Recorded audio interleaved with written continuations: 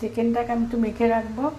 হলুদ, লবণ, গোলমরিচের গুঁড়ো, একটু তেল দেবো, ঢেকে রাখবো 15 মিনিটের মতো।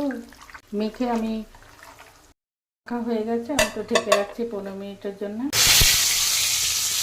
এলাচ, লবঙ্গ, দারচিনি, সাদা জিরে, তেজপাতা, অল্প একটু চিনি দিলাম, কুচিয়ে রাখা রসুন, কুচিয়ে রাখা পেঁয়াজ,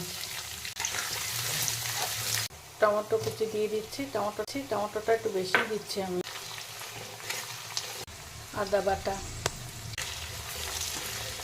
জিরের গুঁড়ো আর ধনের গুঁড়ো আমি আগেই জলে একটু ভিজিয়ে রেখেছিলাম। হলুদ, কাশ্মীরি লঙ্কার গুঁড়ো, একটু চিকেনটা মেখে রেখেছিলাম সেটা এখন আমি দিয়ে দেবো। লঙ্কার গুঁড়ো রেখে দিলাম, কম আছে, আমি এটা রান্না করব। দিলাম লবণটা আমি একটু কম দিলাম, যেহেতু আমি মাখার সময় একটু দিয়েছিলাম আলুগুলো, ওগুলো দিয়ে দিলাম। গরম মশলার গুঁড়ো। মাংসটা আমার হয়ে গেছে। কস্তুরি মেথি আমার বাড়িতেই তৈরি করা,